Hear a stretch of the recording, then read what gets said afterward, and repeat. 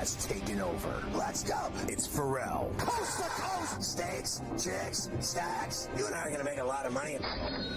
It's Ferrall, coast to coast.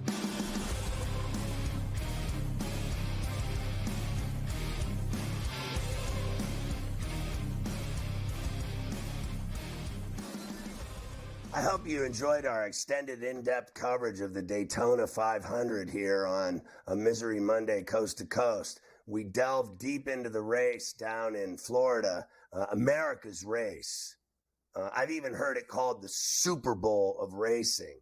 I've even called it the start of the NASCAR season, which I got to tell you. You know what? I got to just say this. I'm just going to say it. Ever since Tino left, I don't care about racing no more.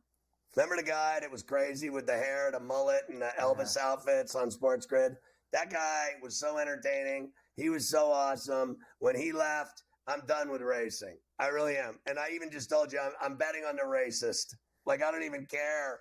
The bad guy. Give me the bad guy. And we've never been the same without Tino. Was that his name, Tino? I love that kid. I even followed him on social media for no reason at all other than when I met that kid at the Super Bowl in the breakfast line. And remember, Mafia and I had been vomiting for 24 hours. I come out of a vomiting tailspin. I walk into the all-you-can-eat kitchen, and there was Tino dressed like Elvis. And I dropped my plate. I was like, oh, my God, this kid's phenomenal. Kid, you're great. You're entertaining. You're flamboyant. You're like Liberace. I love you. Keep up your act. I have no idea who you are, but I think you're fantastic. The day that kid left, I think it was the death of all of us.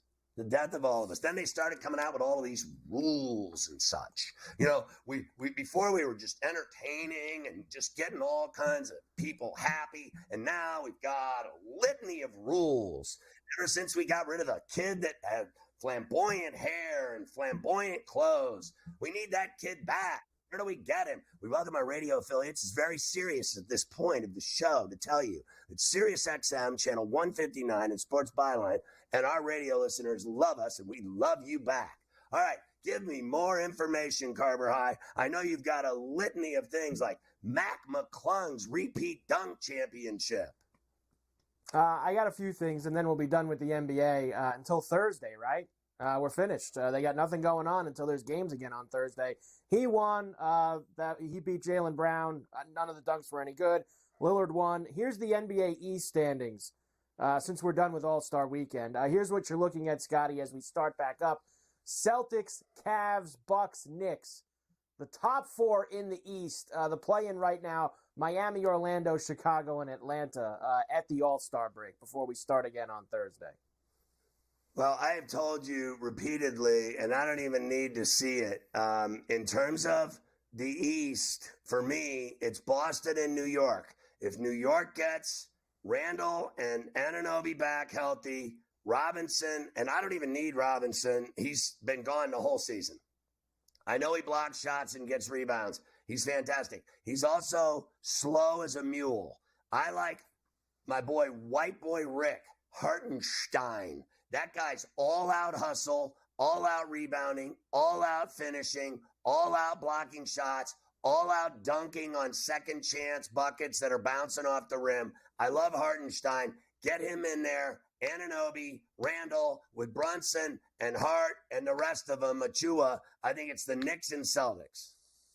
On the Western Conference side, at the All-Star break, here it is. Minnesota, OKC, Clippers, Denver in the top four. You have Dallas, Sacramento, Lakers, and Golden State in the play-in tournament right now. Utah and the Rockets just on the outside looking in. Obviously, ESPN is betting all of their money and their gambling website on the Lakers. They'll be doing shows from inside the crib from now until the NBA Finals. And when the Lakers aren't in the playoffs after they get eliminated in the play-in, the ESPN folks will still be betting on the Lakers to win the NBA title, while I will be riding Denver and OKC in the Western Conference Final. Because I know one thing is certain. A, the Clippers always choke. I don't care who's the coach. I don't care who the players are. And B, Minnesota couldn't win if they tried. because they never do anything ever, no matter who they have. They're the best team in the West. My arse. They're the best at nothing. They're the best at losing in the playoffs. You know that Gobert and the other galoofs on that team are going to screw that up as sure as I'm sitting here. I think Phoenix has a better chance. But OKC is the team you better worry about because all they do is win. In terms of the big board at the All-Star break, Celtics plus 260, Nuggets plus 450, then the Clippers, Bucks, Suns, Knicks, Thunder, and Cavs. The big board, Scotty, at the All-Star break. I refuse to give a championship to the Boston Celtics over my dead body. It cannot be them. It has to be the Thunder. It has to be the young Thunder. The future is bright. Let's get them their first ring and then the start of a little mini-run dynasty. Great talent there. Jay Will. And then, of course, Shea Gilgeous and big old Abraham Lincoln in the middle. Your man, Chet, skinny Chet, a.k.a. Abe. We have a couple of those Thunder guys here in these last couple ones I'm going to give you. MVP Shea Gilgeous is plus 220 now, right behind the Joker. Then you have Giannis, Luka, very big gap. Tatum, another very big gap. Kawhi and Brunson. MVP at the All-Star break.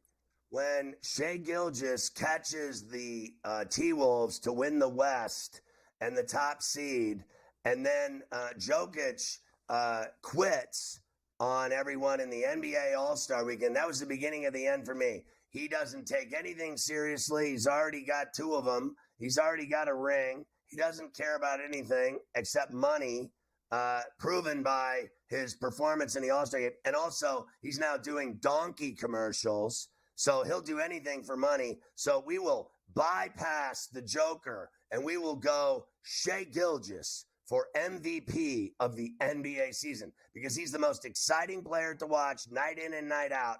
And look what he's done to those young kids all around him. He's turned the Thunder into a dangerous winning team, and the Nuggets bore everyone. They were exciting last year when they won the title, and now when they come on TV, I go to bed. Here's the last 3 for you, and you can comment as you will. Rudy Gobert is minus 650 for the Defensive Player of the Year. Jared Allen is the next closest at 10-1. The Coach of the Year, Mark Deneau from the Thunder, is plus 195. He is the favorite. Finch from the Timberwolves is second at plus 250. And the Rookie of the Year now, Scotty, yes, go as Wembanyama. He's minus 650 for Rookie. The Thunder coach is the Coach of the Year, and Wemby is the Defensive Player of the Year. And first of all, they've got to give it to him for 10 blocks in one game. No one likes Rudy Gobert. Everyone hates him. You cannot give an award to someone that people hate.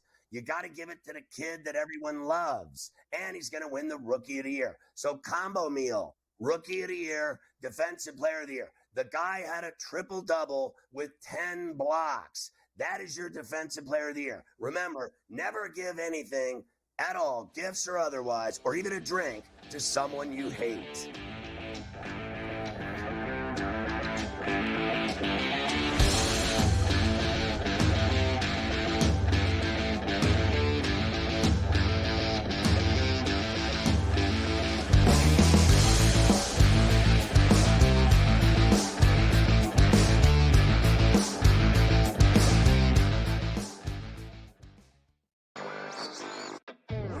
Not long after Barstool decided to stop their operations as far as taking bets, they've partnered up here with DraftKings to do a lot of their promotions. It was announced that there would be this non-compete clause for Barstool, meaning that, they couldn't partner with any other sports book. Obviously, DraftKings and other sports books are seen as kind of competitors of Penn. Newswire, only on SportsGrid. This is going to fall 6, 7, or 8, right? This is going to fall 6, 7, or 8. 6 you lose, 7 you push, 8 you win. So it's going to come down to the end. And he missed the 3, and they are not going to foul. They're not going to foul. He just drove and scored, though. Oh, they gave up a dunk with 14.1 to go. In-game live, prime time, only on SportsGrid. I'm sort of starting to figure out where these Canadian guys play well, bro. Not Hawaii, not California. Give me a Canadian in Ohio, Cam. Give me a Canadian in Michigan. Give me a Canadian at the Waste Management. Good old Charlie Hoffman, the representative of Waste Management, played the best tournament of his life in the 8 years and lost in the playoff to the Canadian. It turned out to be like a wicked tournament. Shout out to Nick Taylor, gave BC. Sports Rage Late Night, only on SportsGrid. Nikola Jokic is the best player in the NBA until proven otherwise. Like, you have that guy on your team, you win 50 games, it's really that simple. There is voter fatigue, and I think that is the only thing you have to be careful about when you deal with the NBA is there voter fatigue in regards to who should win the MVP? When you look at the odds, and obviously you get, no Halliburton. The Early Line, only on SportsGrid. Anyone that's been to a sporting event, the atmosphere before a game, I think Game Time Decisions has that same exact atmosphere. This is our arena. This is what we do. There is going to be an energy to Game Time Decisions that you will feel night in and night out. The excitement you get when you lock your bets in, when you're figuring out what you want to do, we can zone in on the biggest games each night. I want this to be the place that people come to before the games start so they feel as ready as possible to lock in their cards. We are going to hit every single one of those markets that you need to know about. We're going to go through every single thing, and I've got a great team behind me that's going to help me get the job done. There is not going to be a better place, I promise you, than Game Time Decisions to get that new information, react to it, and be able to then bet accordingly. We will have everything at our disposal, and we will use that to our advantage. I'm Kevin Walsh. Tune into Game Time Decisions from 6 to 8 p.m. Eastern on SportsGrid.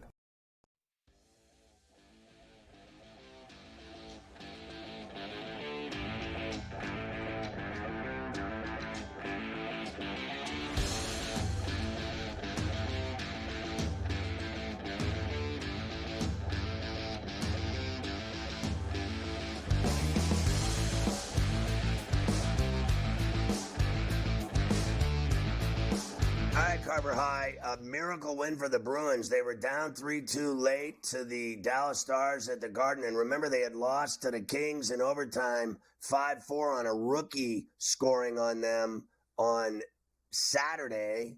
And then they turned right around. They're going to lose again to Dallas. Now, Dallas is tough. They mean business. They had the lead, but Boston wins it 4-3 in a shootout.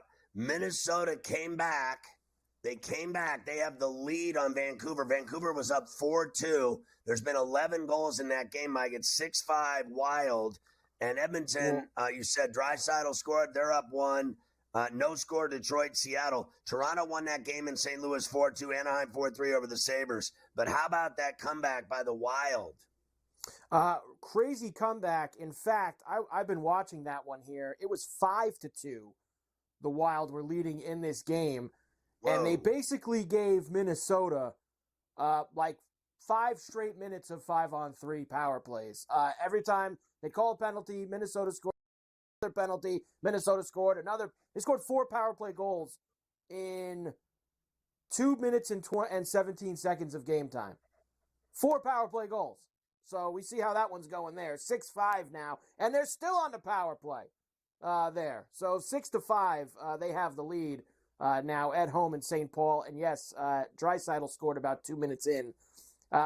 Coyotes have this rookie goalie going today, Scotty, making his NHL debut. That's always nice. You get to see McDavid and Draisaitl in your debut.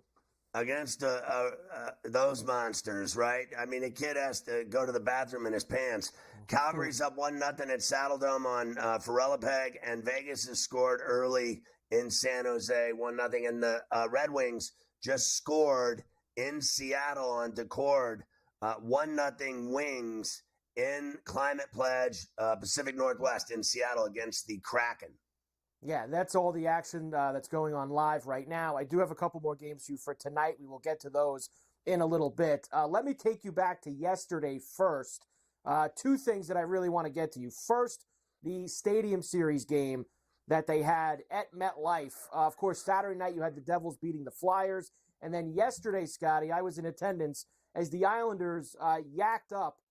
They had a 4-1 lead in this game early in the second period. They had a 5-3 lead with less than 5 minutes to go in the third period. And let's just say, Scotty, with all this big highlight montage here, they were not able to close the door on ABC. And the save made by Sorokin on a rebound try for Zibanejad. 6-on-4 now, they score! Thrown in from up high and deflected in out in front. In the corner, Lafreniere. Fox down low, they score! Mika Zibanejad! And it has been thoroughly entertaining. Lively game last night. Flyers and Devils surpassed by what these teams have done. Free puck, Panarin! And it's in the net. Will it count? It crossed the line, but the net was off.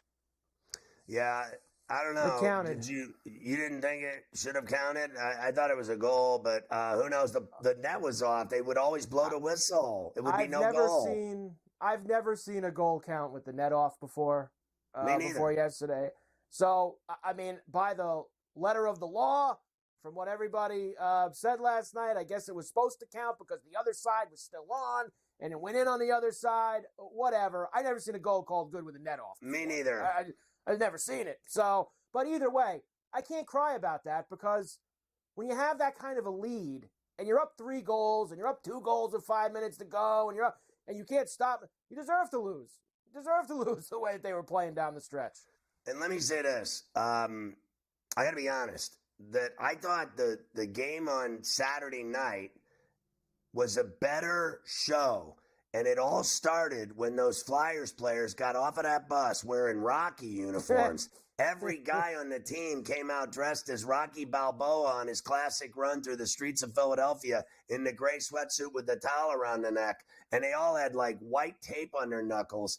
That was the funniest thing I've ever seen. And then to top that, here come the Devil players dressed as Gandolfini in the Mafia sweatsuits coming off the bus. I mean, that was it. It didn't even matter if the game was good. The fact that those two teams and their front offices and coaching staffs let those guys be themselves and do something cool and funny was amazing. Because I can tell you, I will never forget when I went in a locker room and I was good friends with Darren McCarty, right? And I went into that room and I was joking around and laughing and hugging and high-fiving McCarty in a Red Wing locker room one day. And Brendan Shanahan was having none of it. He was like, get him the F out of here. This is a business. This is serious. We don't want you in here. You are not funny. And McCarty's like, shut up, Brendan. And I'm friends with Darren. And that's how serious these teams are. They are robots. When they get on the plane, on the bus, and they fly around, they get off, they're robots. The coach, there is no one having fun. No one is smiling. No one's laughing. No one's joking ever. It is all business. And to see them come off that bus, both teams, and having fun, I thought that was spectacular for the NHL. My dad used to call it the National Hokum League because it never mattered. No one cares about the NHL. Have some personality. I'll give PK Subban credit. The guy showed up in a red fur coat. He had to switch to a zebra outfit in the middle of the game. He wasn't a official. He literally dressed like an animal, like a furry. And then you get personality like that. I'll give the Rangers and Islanders credit for one thing. The game started and they dropped the gloves 5 seconds in front of 80,000, and that's what they came for. So I thought the NHL did a great job of packing 150,000 people into Snoopy for 2 great events, and I think it was great for the National Hokum League. It was, and look, I despite the result and the venue, I will say that, but we've done this before. That place is impossible in terms of getting into it, getting out of it. It's awful. But when you're actually sitting there watching the game, it wasn't bad. I thought sightline-wise, it was better than when I went to Yankee Stadium when these two teams played about 10 years ago. I thought I had a better look at the ice and seeing what was going on. Fun. Yeah, it was a good. They put on a good show. That place. Did you see any violence? Any fights? Oh, it was fights over. There was a fight in a section to the left of me. There was a fight in the parking lot. There was a fight. There was some fights. I mean, Yeah, Ranger Islander game anytime. See any guns? Any guns? No. Okay, well then it was None a of good that, day. None of that. It was a good day in terms of that, absolutely. The other one was, of course, the Penguins. Now, they lost. They've unfortunately done that a lot for you this year. But Jaromir Jagr's number 68 goes up to the rafters. I thought it was great that he practiced with them, went out for the pregame skate. They all had the old jerseys that they wore in the early 90s. Let's hear a little bit of Jagr quickly, Scotty. I practiced with the team. I was pretty good, let me tell you. I was pretty good. I had a dinner with the boys. Thank you, guys. Today, all the highlights, videos, goals, even the hair, great memories. I remember my first coach, Bob Johnson, always said, today, it's a great day for hockey, and I'm gonna use it, I'm gonna change it a little bit. I'm gonna say today it's a great day for me.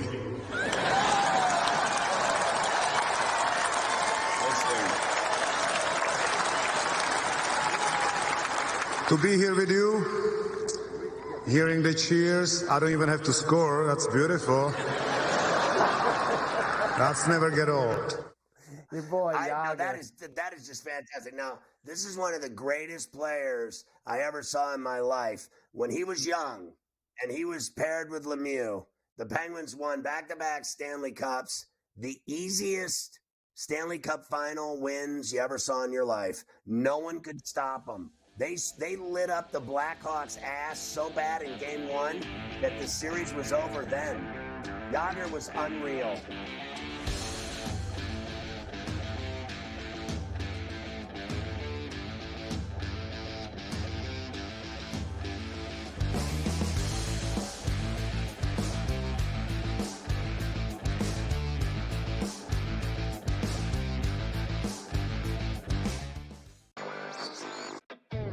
Not long after Barstool decided to stop their operations as far as taking bets, they've partnered up here with DraftKings to do a lot of their promotions. It was announced that there would be this non-compete clause for Barstool, meaning that, they couldn't partner with any other sports book. Obviously, DraftKings and other sports books are seen as kind of competitors of Penn.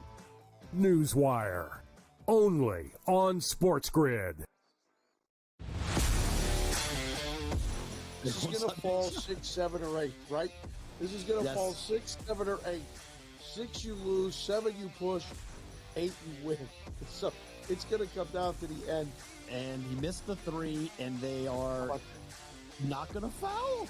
They're not going to foul. He just drove and scored, though. Oh, they gave up a dunk with 14.1 to go. In-game live, prime time, only on SportsGrid. I'm sort of starting to figure out where these Canadian guys play well, bro. Not Hawaii, not California. Give me a Canadian in Ohio, Cam. Give me a Canadian in Michigan. Give me a Canadian at the Waste Management. Good old Charlie Hoffman, the representative of Waste Management, played the best tournament of his life in 8 years and lost in the playoff to the Canadian. It turned out to be like a wicked tournament. Shout out to Nick Taylor, Gabe, BC's finest. Sports Rage Late Night, only on SportsGrid. Nikola Jokic is the best player in the NBA until proven otherwise. Like, you have that guy on your team, you win 50 games, it's really that simple. There is voter fatigue, and I think that is the only thing you have to be careful about when you deal with the NBA is there voter fatigue in regards to who should win the MVP? When you look at the odds, and obviously you get, no Halliburton. The early line, only on SportsGrid. Anyone that's been to a sporting event, the atmosphere before a game, I think Game Time Decisions has that same exact atmosphere. This is our arena. This is what we do. There is going to be an energy to Game Time Decisions that you will feel night in and night out. The excitement you get when you lock your bets in, when you're figuring out what you want to do, we can zone in on the biggest games each night. I want this to be the place that people come to before the games start so they feel as ready as possible to lock in their cards. We are going to hit every single one of those markets that you need to know about. We're going to go through every single thing, and I've got a great team behind me that's going to help me get the job done. There is not going to be a better place, I promise you, than Game Time Decisions to get that new information, react to it, and be able to then bet accordingly. We will have everything at our disposal, and we will use that to our advantage. I'm Kevin Walsh. Tune into Game Time Decisions from 6 to 8 p.m. Eastern on SportsGrid. The brighter the lights, the bigger the stakes. Hunt or be hunted. Know your prey. This is a whole new jungle. This is The Lion's Share. Brought to you by BetMGM. McCann just scored on a power play for the Kraken to tie the Red Wings in Seattle at 1s. And, of course, it's time for the Lion's Share, brought to you by BetMGM. They're giving away money again, these people. It never ends, honestly. I don't know what's wrong with them. They just give away cash. Use the bonus code SG150 to get your $150 in bonus bets. Open up an account at BetMGM. Just go to iOS, Android, or BetMGM.com. Pop in there, get an account. Put $5 into the account, start it up, place a $5 wager on anything.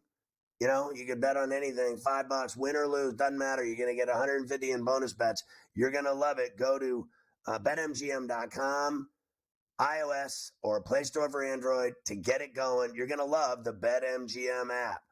Coach Young joins us every day on Coast to Coast. We'll start with this. The Nets, who I've already trashed today for not having the full spring cleaning and firing Sean Marks with Jacques Vaughn and starting from scratch with their miserable operation.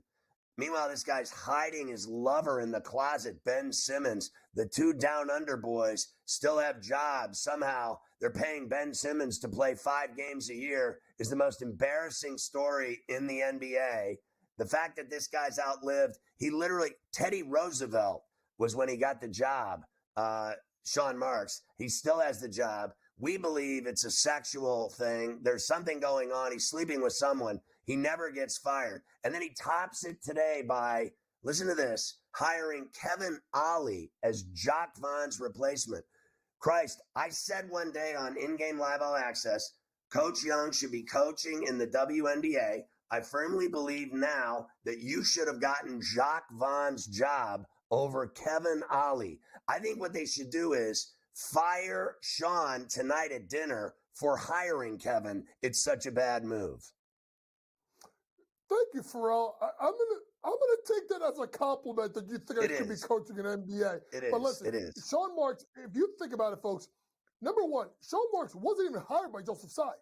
He was hired by Mikhail Prokhorov. So he's on his second owner, which is crazy. And if you think about it, he had the Nets going in the right direction, right? With LeVert, with Dinwiddie, with Allen, with these young guys. And then he messed up and he went all in with the big three. And didn't Putin have Prokhorov killed? I'm just yes. Next on our political talk at SportsGrid, we'll talk about the Russian.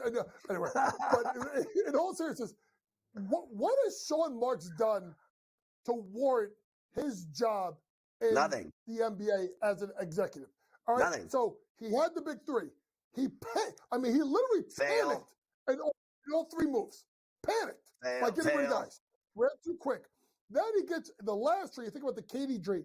He gets back Mikal Bridges, who is a star, right? But has not played at the level he played at last year. Cam Johnson hasn't performed the level he played at last year. So now you fired the second coach, right? You got fleeced. Right. So you got fleeced multiple times. And the thing is this. You're now at a stage where you're bringing in Kevin Ollie to do what? Make the play-in tournament? Like, what are you doing here? Like, this is the same guy that's supposedly... Play-in tournament, please. That's what I think. Brooklyn. You suck. Now, here's what I'm going to say to you folks. In all seriousness.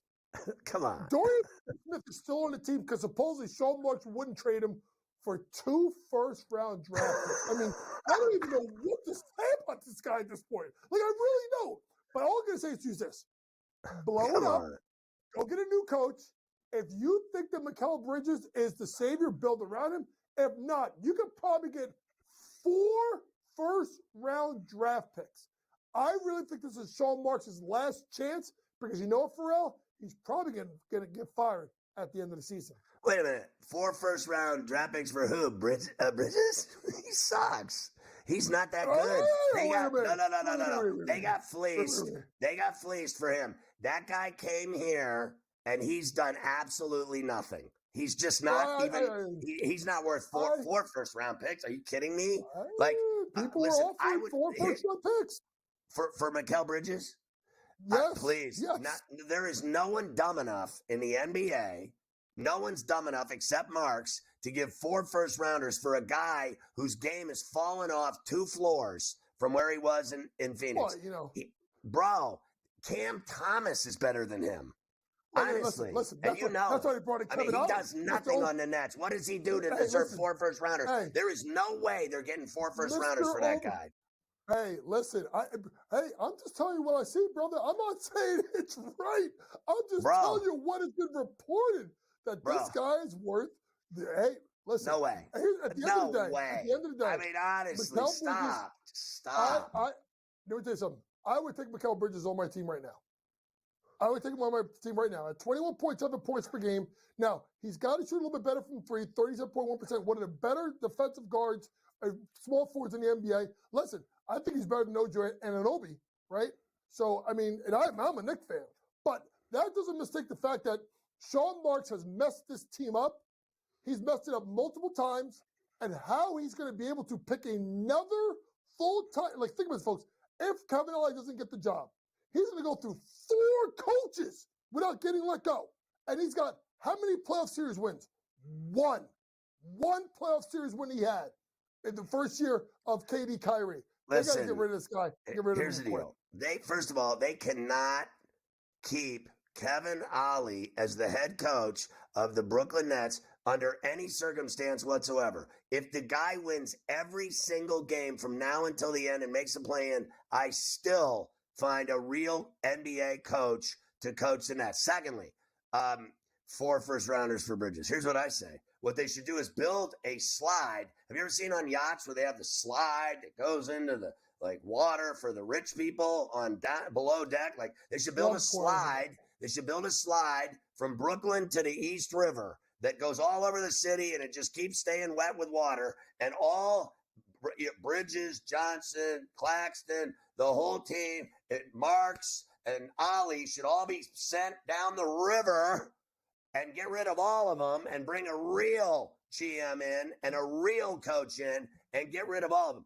I have never in my life seen a team, and I've said this to you on In-Game Live, I have never in my life seen a team not play 1 fourth quarter an entire G-damn season unlike this team. They have never once played a fourth quarter in one game this whole year. They should build a slide and put them all on it, wet and wild, right to the East River, and let them out where they put chemical plant rub off, where they put in the toxins into the river and the dead bodies. That's what they should put them all on a slide into the river. Okay. I don't know if I want to go. You stick your toe in the river, you don't know what's coming out. But listen, here's the thing. I forgot about this. You know what Sean Marks' first mistake was, and maybe his biggest one? When he fired Kenny Atkinson. When he fired Kenny Atkinson, who had done a good job building the culture in Brooklyn, they have not been the same since. You got that right. All right. Coach's favorite plays for Monday. In the midst of a miserable night in college basketball, he has found a few eggs to bet on. Let's start with Virginia going to Blacksburg. I like this play. I'm going to go Virginia plus 3.5 on the road. A Virginia team that's really going to be playing for their lives. A Virginia Tech team that's kind of struggling. I know Virginia struggles on the road, but defense travels well. I like the Who's plus 3.5 on the road at Virginia Tech. All right, my fault. So I want to go fast on these picks because I want to get your Pitino opinions. K-State getting 9.5 tonight. You're rolling with the Wildcats who got burned by TCU and your boy Jamie Dixon on Saturday with a bomb 3 at the buzzer.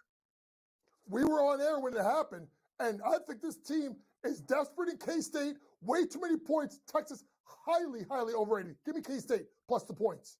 Iowa State with a huge game tonight on the road. Are they for real enough to cover the 9.5 burger?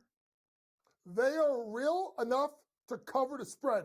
I love Houston. I think this team's dynamic, but 9.5 points is too much. TJ will keep this game close. Houston wins. Iowa State gets the And cover. you're betting on the town crier with an over. Yeah, I'm gonna go with LJ Cryer over 13.5 points. Listen, he only had 5 points in the first time he went against them. He's gone over 5 of his last 8 games. Folks, listen, even when he's at Baylor, he's never gotten a 14 versus Iowa State. It ends tonight. LJ Cryer, after that big performance over the weekend, 13.5. He goes over. I will put Rick Pitino in my basket of old geezers that have to go.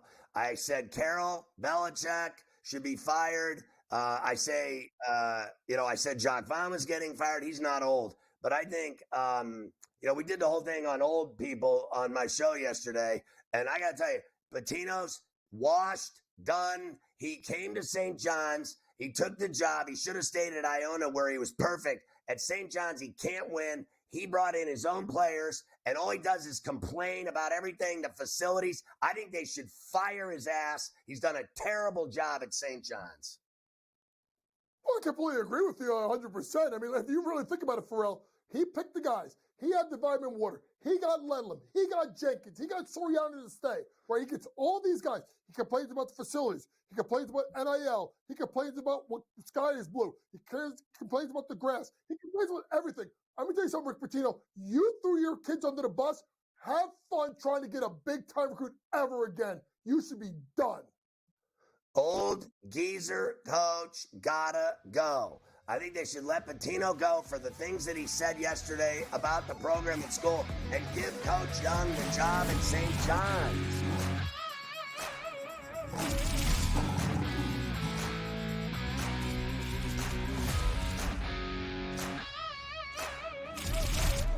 The Lion's Share, presented by BetMGM.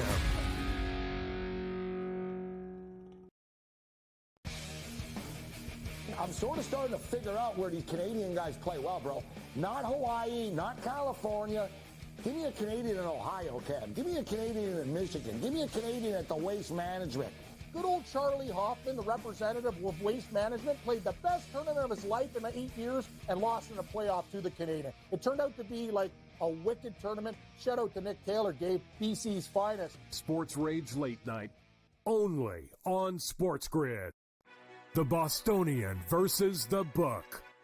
It is a big I told you so if Mac Jones comes back and Mayo keeps him and the Patriots don't draft a quarterback at number 3. But the fan base is a big problem. I mean, you bring back fan base will be fine if they win. There's the if. There's the if. If they win, fan base won't care if you're quarterback in the Patriots if they win.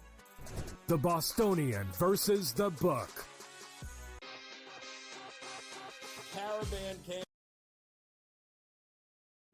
They did have a couple of transfers here. The reality is UConn is every bit as talented and dangerous as they were 1 year ago. If there's a guy, Joe Ranieri, that for one game can take a bunch of cast-offs and steal a game, his name's Eric Spoelstra. Game time decisions, only on SportsGrid. Could go down one of the greatest basketball players of all time. He is a freak of nature. He is Haley's Comet. He is the unicorn. He is the alien. He is whatever you want to call him. There's been nothing like him. And his play's been fantastic. And it's the reason why Pop looks so damn young now is because of the play of Victor Wembanyama. Fantastic performance by Wemby. Betting above the rim, only on SportsGrid. It's smarter to be on SportsGrid, your 24/7 sports wagering network. The early The line. magical and historic season in Lincoln, Nebraska continues. He is the best player in the NBA, but also in the biggest moments where the national media is watching. Newswire. Something that we have never seen happen before with one of the iconic coaches in the game. Ferrall coast to coast. The team covers. It's automatic. It's every time. Not sometimes. It's every time. Game time decisions. Luka is actually far more dangerous from three on the road this year than at home. This game here tonight, you may want to consider taking as many points as humanly possible. In-game live. Prime time. We got not one, but two coaches fired systems in place. Sports Rage This Late sort of Night. has letdown written all over it. It's going to be hard to match the emotion that they played with the other night. It's smarter to be on SportsGrid.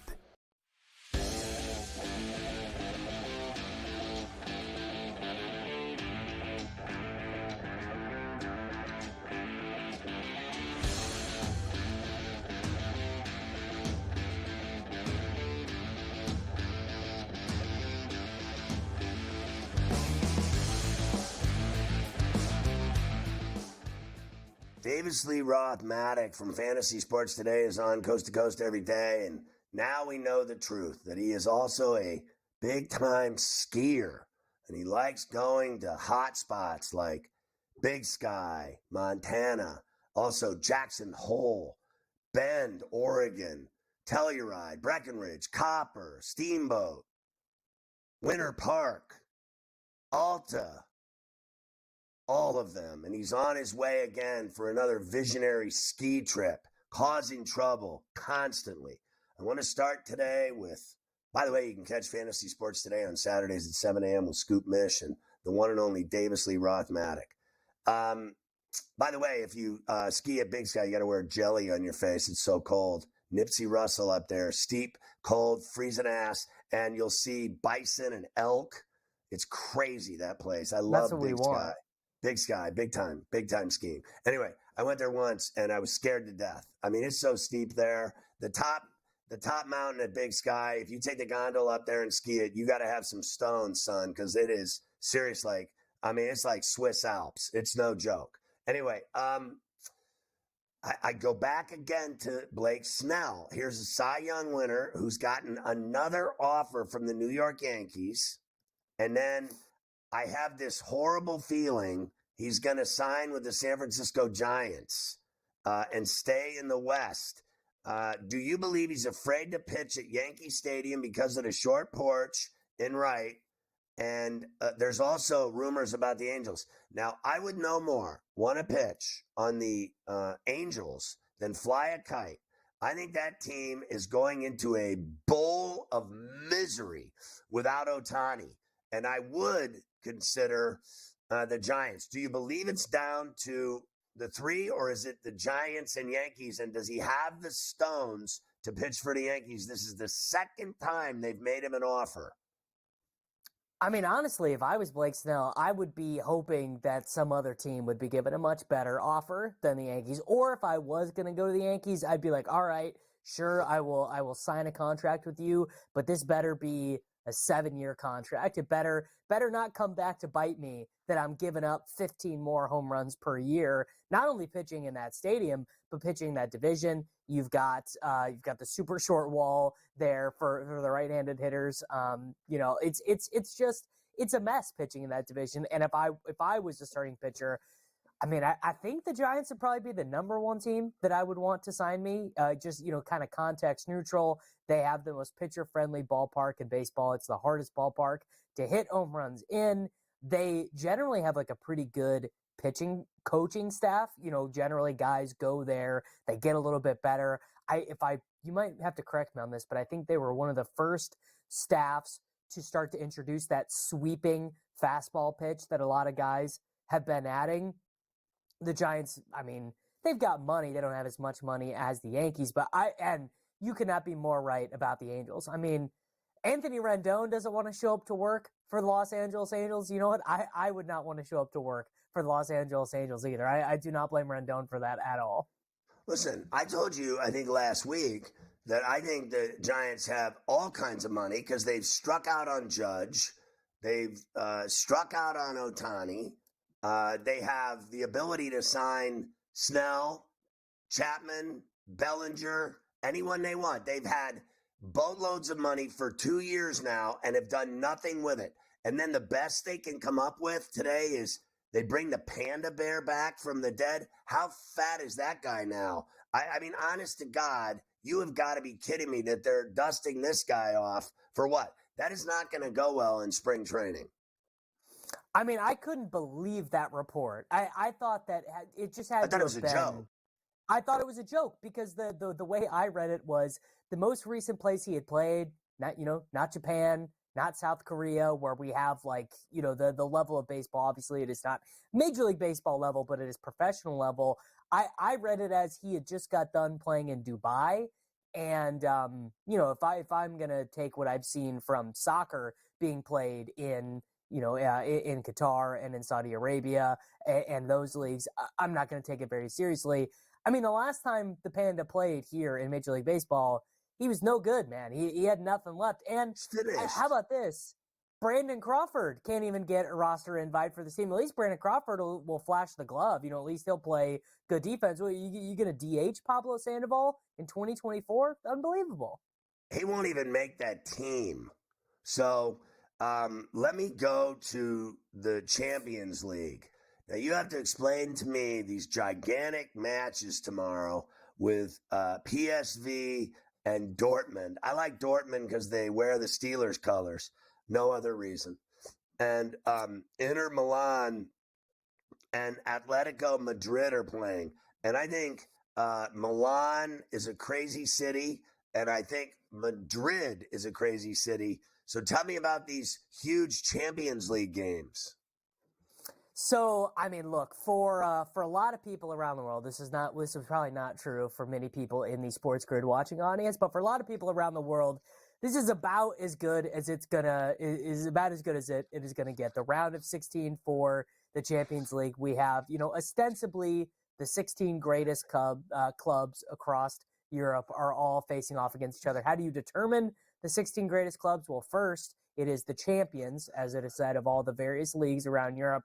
Then they play in a round-robin tournament. Now we are in the elimination stages, and these are fairly interesting matches. The first one, PSV Eindhoven versus Dortmund. This will be the first time the PSV has been in these stages, the latter stages of the Champions League in recent memory. I actually, since I've been watching as an adult, I don't think that they've been involved. In fact, the only team from the Netherlands that has advanced past the round of 16 was Ajax about 5 years ago. But the Steelers colors, you're right. This was actually the team, Scotty, Borussia Dortmund, about 8 years ago. This was the team that kind of helped me fall in love with the beautiful game of soccer. And why? Why did I like them? They were the fastest team on FIFA. FIFA 14, I believe. They were the fastest team in the video game, and sometimes that is all that it takes to transition you into a real-life fandom. I think, honestly, the greatest thing about these matches that we have on a Tuesday afternoon is you can sit there and watch them Tuesday afternoon at work. You're going to have high-level. This is what people loved about the World Cup, right? Is that they're sitting there 3:00 in the afternoon. They're waiting out the clock at their desk and they're watching Lionel Messi play. Like it doesn't get any better than that. So wait a minute. Are they on like Paramount and I think they used to be on Paramount and CBS last year when I saw it. Is that what they are? CBS and Paramount. The Dortmund game's on Paramount and the Milan Madrid is on CBS and Paramount at 3. The other one's just on Paramount. So you can find them both if you stream the Paramount. Meanwhile, I've been hearing they're trying to sell that Paramount streaming network like crazy. So you can watch these games tomorrow at 3:00. That's pretty cool. That gives me something to look forward to. Let me ask you this question. How is it that Mbappe is going to leave Saint-Germain and he can go to Real Madrid just like that? How is it? They're like the Yankees. Every guy that's available in baseball is going to the Yankees every year or the Dodgers. Is that how it works with Madrid? They just get whoever they want no matter what? Well, it's like the Yankees, but with an end product. It's like the Yankees, but they actually win the big games instead of melting in the biggest games. So they are kind of like that. I mean, I actually think Americans would really like this about European soccer, which is that someone like Mbappe he says, you know what, I'm just going to go where the most money is. I don't have to be bound by, no one can franchise tag me. Saquon Barkley was just on a podcast this last week explaining how he thought that the franchise tag really did him dirty.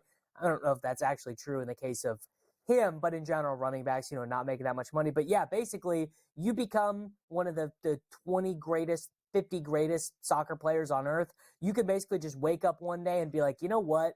This is not it. I do not want to play for PSG, Manchester United, whomever, and just be like, I want to go somewhere else. And as long as you are worth the money, you can get that move. You pretty much have all the power in that situation, which is kind of interesting.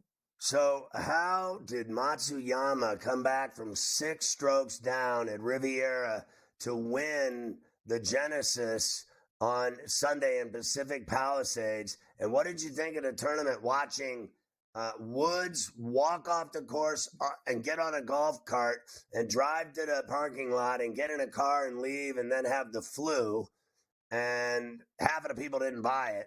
And then what did you think of Jordan Spieth signing a wrong scorecard? He had a 4 on a par 3 and wrote down a 3 and walked out of the 10 and got disqualified. And then Matsuyama with the huge comeback. Bottom line is Cantlay blew it.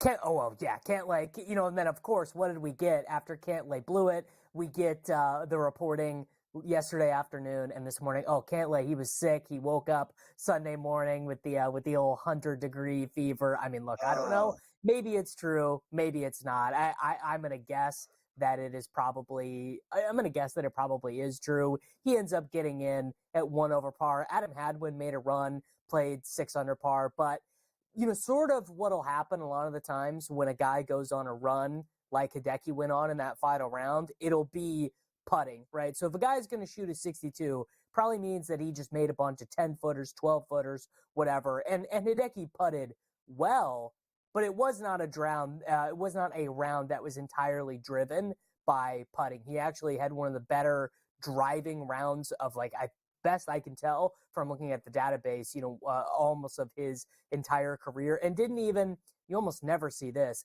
did not even lead the tournament in strokes gained putting, was only 3rd in the event in strokes gained putting, which is sort of fascinating. And the big storyline for me, Scotty, as someone who's bet a lot of golf over the years, was that Luke List ended up finishing tied for 2nd in this tournament. I have bet so much money on this guy in golf tournaments over the last decade, and just to see him actually hole some putts. In fact, he made something crazy like 250 feet of putts on the Thursday. I mean, I couldn't believe it. It honestly, I just felt happy for him to see some of those actually go in the hole. Yeah, and I thought the golf tournament was crazy how it ended up. We even saw our boy Halitosis with a hole-in-one, and he got a free car, and his caddy got a free car. I thought Shoffley played well. Hadwin, the Angry Inch, also played well, the Canadian. So what was your thoughts on the All-Star game in Indianapolis? All of us hated it. Well, everyone, that's the thing. Everyone always hates it. That is the deal. Everyone always hates it. It doesn't really serve the same purpose that it did in 1985, because guess what? If I want to watch Tyrese Halliburton play, I can just pick up my phone and watch Tyrese Halliburton play. I don't have to wait for the All-Star game to see him play. So I just like all these solutions. It's always like, oh, we got to fix the All-Star game. Nothing's going to fix the All-Star game. These guys don't care. I guess if you awarded a bunch of money, if like the winning team, every player got $1 million, then maybe everyone would care. But I think that's really about all you could do. Ever since the parade shooting in Kansas City, Davis Lee Roth-Matic has had no running water in his house. It coincides with the shootings in Kansas City. We'll see you tomorrow on Guns and Guns. Davis, great stuff.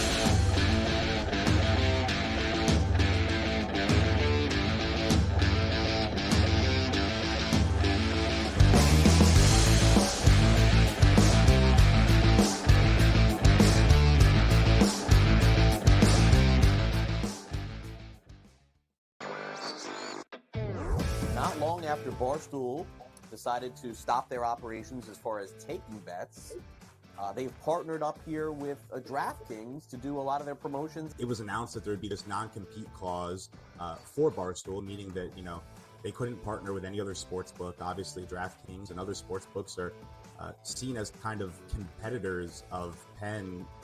Newswire, only on SportsGrid. This is going to fall 6, 7, or 8, right? This is going to fall 6, 7, or 8. 6 you lose, 7 you push, 8 you win. So it's going to come down to the end. And he missed the 3, and they are not going to foul. They're not going to foul. He just drove and scored, though. Oh, they gave up a dunk with 14.1 to go. In-game live, prime time, only on SportsGrid. I'm sort of starting to figure out where these Canadian guys play well, bro. Not Hawaii, not California. Give me a Canadian in Ohio, Cam. Give me a Canadian in Michigan. Give me a Canadian at the Waste Management. Good old Charlie Hoffman, the representative of Waste Management, played the best tournament of his life in the 8 years and lost in the playoff to the Canadian. It turned out to be like a wicked tournament. Shout out to Nick Taylor, Gabe, BC's finest. Sports Rage Late Night, only on SportsGrid. Nikola Jokic is the best player in the NBA until proven otherwise. Like, you have that guy on your team, you win 50 games, it's really that simple. There is voter fatigue, and I think that is the only thing you have to be careful about when you deal with the NBA is there voter fatigue in regards to who should win the MVP? When you look at the odds, and obviously you get, no Halliburton. The Early Line, only on SportsGrid. Anyone that's been to a sporting event, the atmosphere before a game, I think Game Time Decisions has that same exact atmosphere. This is our arena. This is what we do. There is going to be an energy to Game Time Decisions that you will feel night in and night out. The excitement you get when you lock your bets in, when you're figuring out what you want to do, we can zone in on the biggest games each night. I want this to be the place that people come to before the games start so they feel as ready as possible to lock in their cards. We are going to hit every single one of those markets that you need to know about. We're going to go through every single thing, and I've got a great team behind me that's going to help me get the job done. There is not going to be a better place, I promise you, than Game Time Decisions to get that new information, react to it, and be able to then bet accordingly. We will have everything at our disposal, and we will use that to our advantage. I'm Kevin Walsh. Tune into Game Time Decisions from 6 to 8 p.m. Eastern on SportsGrid.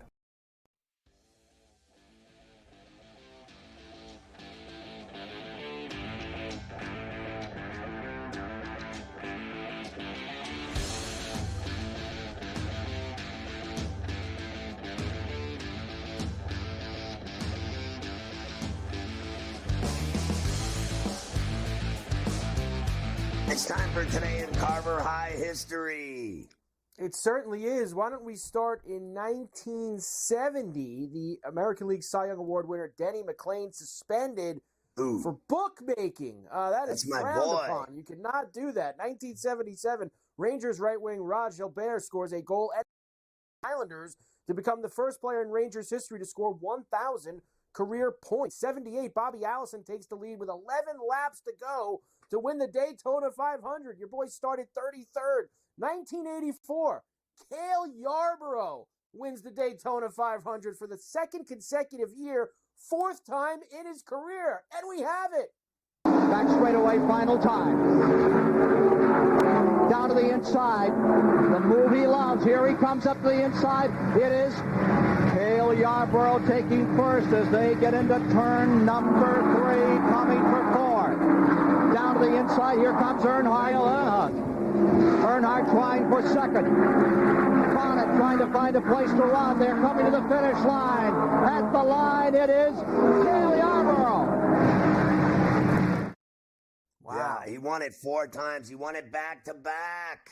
Back-to-back is crazy. 87, less than a month after re-signing, Oakland A's pitcher Vida Blue retires. 89, Darrell Waltrip wins the 500. Is the only car that decided not to pit in the closing laps. 92, great trade for the Penguins. They send Mark Recchi, Brian Benning, and a first-round pick to the Flyers for Shell Samuelson, Rick Tocchet, Ken Reggett, all part of what would become the second of back-to-back Stanley Cup championships for the Pittsburgh Penguins. 98 U.S. hockey team destroys their hotel rooms in Japan after an absolutely embarrassing performance. That was Roenick and Tkachuk and all those guys. Jimmy Johnson won the Daytona in 2006. Manny Machado signed a 10-year, $300 million deal in 2019. And 1 year ago today, Ricky Stenhouse Jr., he won the 500 in double overtime. They have overtime in the Daytona 500 now? Who knew? I wonder who's winning today.